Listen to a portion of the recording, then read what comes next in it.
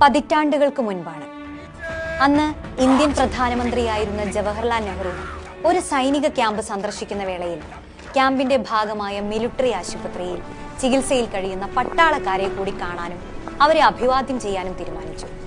പ്രധാനമന്ത്രിയോട് ആരും സംസാരിക്കരുതെന്ന നിർദ്ദേശം സൈനികർക്കുണ്ടായിരുന്നു. ചികിത്സയിലുള്ള ഓരോ സൈനികരെയും സന്ദർശിച്ച് മുന്നോട്ടു പോയിക്കൊണ്ടിരിക്കുകയായിരുന്നു നെഹ്റു.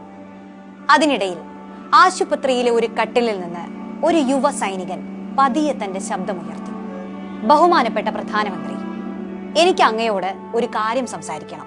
ഒപ്പം നിന്നവർ തടുക്കാൻ ശ്രമിച്ചെങ്കിലും നെഹ്റുവിന്റെ അനുമതിയോടെ ആ യുവാവ് തന്റെ വിഷമം പങ്കുവച്ചു.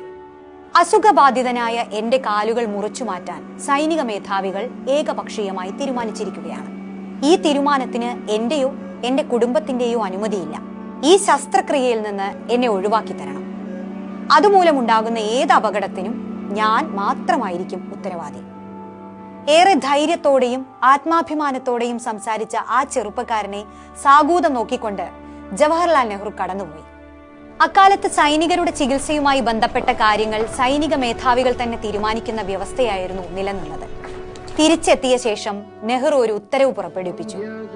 സൈന്യത്തിൽ ഇത്തരം ഒരു തീരുമാനം എടുക്കുന്നതിന് മുൻപ് ഇനി രോഗിയുടെയോ രോഗിയുടെ ബന്ധുക്കളുടെയോ അഭിപ്രായം ആരാഞ്ഞിരിക്കണം. അങ്ങനെ നെഹ്റു വഴി രക്ഷപ്പെട്ട് കിട്ടിയ കാലുകളുമായി ആ യുവാവ് സൈനിക സേവനം അവസാനിപ്പിച്ച് നാട്ടിലേക്ക് മടങ്ങി. നാട്ടിൽ ചികിത്സ തുടർന്നു.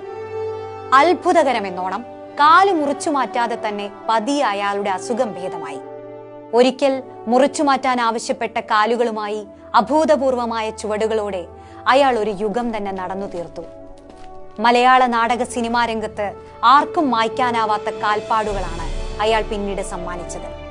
പാലപ്പുറത്ത് വീട്ടിൽ സുരേന്ദ്രനാഥ തിലകൻ എന്ന ആ യുവാവ് പിൽക്കാലത്ത് ഇന്ത്യൻ സിനിമയിലെ തന്നെ തലയെടുപ്പുള്ള നടന്മാരിൽ ഒരാളായി മാറി.